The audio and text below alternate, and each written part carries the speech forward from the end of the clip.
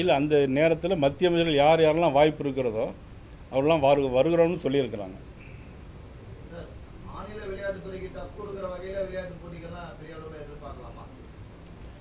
இதில் வந்து யாருக்கும் டஃப் கொடுக்கறது நோக்கம் கிடையாது.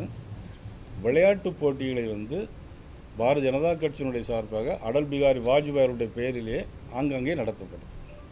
யாரையும் டஃப் கொடுக்கறதுக்காக வேண்டியோ இது வந்து அரசியல் பண்ணுறதுக்காக வேண்டியோ இந்த நிகழ்வு கிடையாது.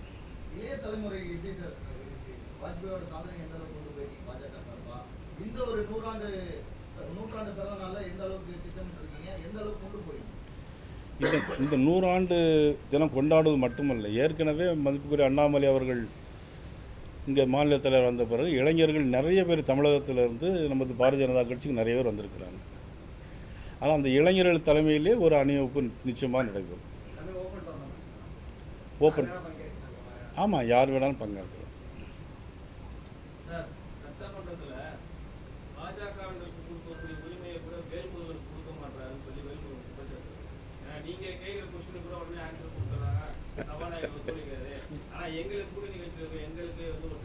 அது நயினாரனுடைய திறமை. இல்லை, அப்படி இல்லை. இல்லை, அவர்கள்னா வேல்முருகன், மதிப்புக்குரிய வேல்முருகன் அவர்கள் எனக்கு ரொம்ப நண்பர். நான் அமைச்சராக இருக்கும்போதே அவர் சட்டமன்ற உறுப்பினர். அவர் அப்பொழுது பாட்டாளி மக்கள் கட்சியில் இருந்தார். கொஞ்சம் சுறுசுறுப்பாக வேகமாக பேசக்கூடிய நல்ல நண்பர் அவர்.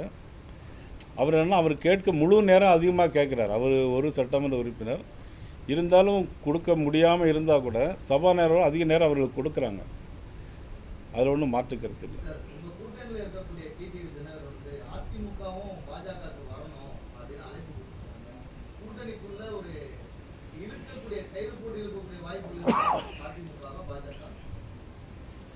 அது அவருடைய ஒரு எண்ணம். எல்லாம் ஒருமித்து வந்தால் ரொம்ப சந்தோஷம் தானே.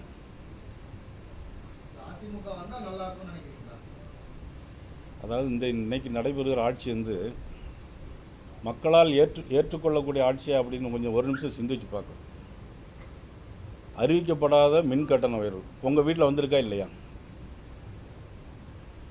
நீங்கள் ஒரு 4 மாதத்துக்கு முன்னாடி எவ்வளோ கட்டுனீங்க, இப்போ எவ்வளோ கட்டுறீங்க?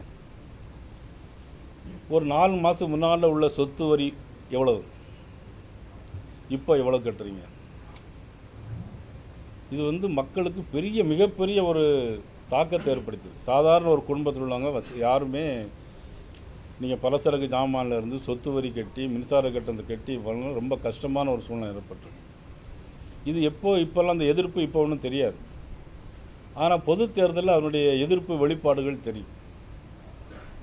அதனால் இந்த ஆட்சிக்கு அவர்கள் ஒரு கூட்டணியில் ரொம்ப ஸ்ட்ராங்காக இருக்காங்க அப்படின்னு நினச்சிட்டு இருக்கிறாங்க. அதனால் இந்த ஆட்சியை வீழ்த்தினோம்னா எல்லாரும் ஒன்றுபட்டால் நல்லாயிருக்கும். திராவிட முன்னேற்ற கழக கூட்டணியை தவிர்த்து இது எல்லாரும் யார் வந்தாலும் சந்தோஷம்தான். அது யாருடைய தலைமைங்கிறது பிறகு முடிவு பண்ணிக்கலாம். ஆனால் வந்து எல்லாரும் ஒன்றுபட்டிருந்தால் ஒரு நல்ல ஆட்சி நிச்சயமாக கிடைக்கும்.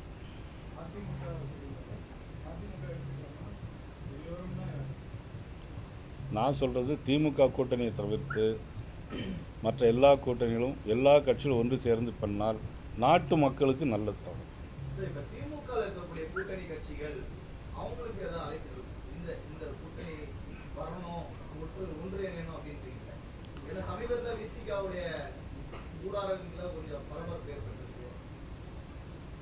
இல்லை, அதை பற்றி நான் கருத்து சொல்ல முடியாது. ஏன்னா அவங்க கூட்டணியில் இப்போ இருந்துகிட்டு இருக்காங்க. அவங்க கூட்டணியில் ஒரு விரிசல் ஏற்படுதுங்கிற ஒரு செய்தியை நீங்கள் வெளியே கொடுத்தீங்கன்னா அதுக்கு மறுநாள் அதுக்கு நான் உங்களுக்கு பதில் சொல்லுவேன்.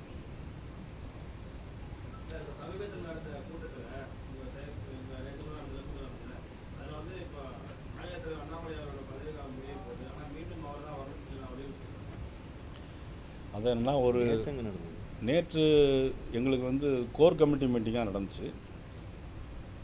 பாரதிய ஜனதா கட்சியை பொறுத்த மட்டிலும் எல்லோருக்குமே ஒரு 2 தடவைகள் அதனுடைய வாய்ப்புகள் உண்டு.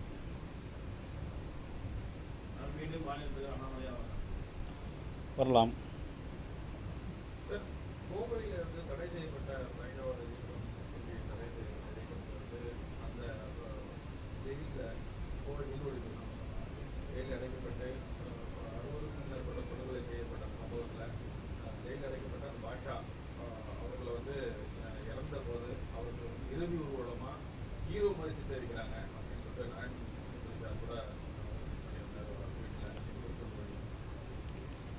மதிப்புக்குரிய திரு நாராயண திருப்பதி அவர் அழகான ஒரு பதிவை வெளியிட்டிருந்தாங்க. ஆனால் பத்திரிகையாளர்கள் தான் அதை வந்து ஒரு முடிவு பண்ண வேண்டிய விஷயம்.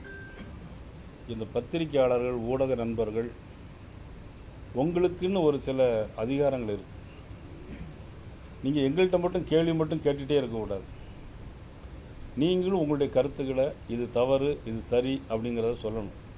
யார் நானாக இருந்தாலும், நயினார் நாகேந்திரனாக இருந்தாலும், நாராயண திருப்பதியாக இருந்தாலும், நீங்கள் இது தவறு அப்படின்னு சொன்னால் நான் ஒத்துக்குவேன். ஆனால் அந்த நிலைமை இப்போ நம்மள்கிட்ட இருக்காங்கிறத கொஞ்சம் யோசிச்சு பார்க்க வேண்டிய விஷயம். ஆனால் நாராயண திருப்பதி அவர்கள் அழகான ஒரு பதிவு போட்டிருந்தாங்க.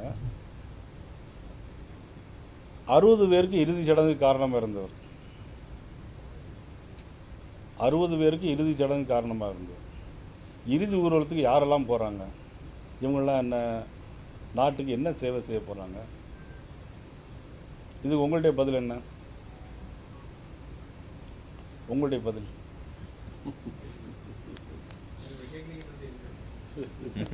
இல்லை, அதாவது என்னென்னா, நம்ம நாடு வந்து நல்லா இருக்கணும். அதற்கு ஆட்சியாளருடைய பங்கு மட்டும் முக்கியம் கிடையாது. ஊடக நண்பர்கள், பத்திரிகையாளருடைய பங்கு மிகப்பெரிய ஒரு பங்காக இருக்கும். துணிஞ்சு எழுதணும். எதனாலும் தன்னுடைய நன்மையை மட்டும் கருதி இருக்கக்கூடாது. உங்களுடைய ஊடகம் மட்டும் எங்களுக்கு ரேட்டிங் வரணும்னு நினைக்கக்கூடாது. என்னுடைய வேண்டுகோள் அதுதான். இது தவறு, இது சரி அப்படின்னு சொன்னால் தான் உங்களுடைய ரேட்டிங் கூடும் நிச்சயமாக. அல்லுமா தடை செய்யப்பட்ட இயக்கம், அதனுடைய ஒரு தலைவர். பங்களாதேஷ் இந்துக்களுக்காக நாங்கள் கேட்குறோம், 1/2 கிலோமீட்டருக்கு கூட கொடுக்க மாட்டேங்கிறாங்க. இது சிவப்பு கம்பளம் விரித்து அவங்கள கூட்டிகிட்டு போகிறாங்க. அது எவ்வளோ பெரிய தவறுங்க.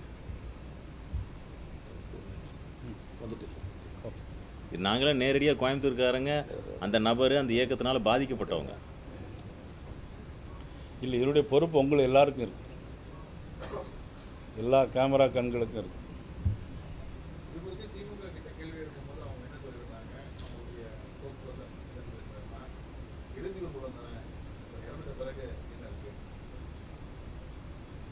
அதாவது இறந்தார், 1/2 கிலோமீட்டருக்கு கூட கொடுக்கல.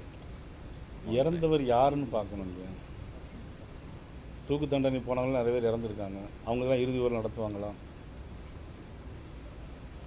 அவங்க சொல்கிறதுல நியாயம் இருக்கா? நமக்கெல்லாம் மனசாட்சி இருக்குது. அவங்க சொல்கிற ஏதாவது நியாயம் இருக்கா? நீங்கள் தான் பதில் சொல்லணும்.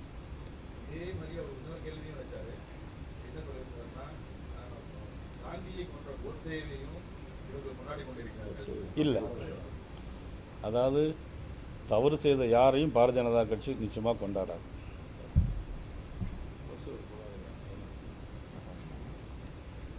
நம்ம ஒன்றும் உங்களுக்கு செய்யலையே,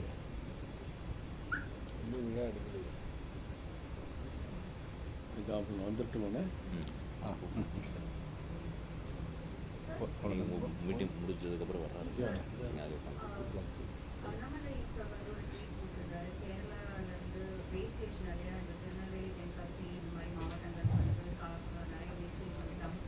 இன்றைக்கி பாவூர் சத்திரம் பக்கத்தில் 2 வண்டியில் வந்து, இதுக்கு முன்னாடி என்னென்னா காவல் கடலூருங்கிற ஒரு இடத்துல வந்து கொட்டியிருந்தாங்க. அது பிறகு எல்லோரும் நாங்கள் எல்லாம் அதுக்கு எதிர்ப்பு தெரிவிச்சனால அதை வந்து கலெக்டர்கிட்ட சொல்லி இது பண்ணதுனால அதை மாற்றி இது பண்ணிட்டாங்க. அப்புறம் இப்போ திருப்பி இன்றைக்கி தான் கொண்டு காலையில் வந்திருக்காங்க. உடனே அதை பொதுமக்களே அதெல்லாம் இது பண்ணியிருக்காங்க. அதை கலெக்டர்கிட்ட நானும் பேசியிருக்கேன். அதனால் நிச்சயமாக அது இனிமேல் இருக்கக்கூடாது.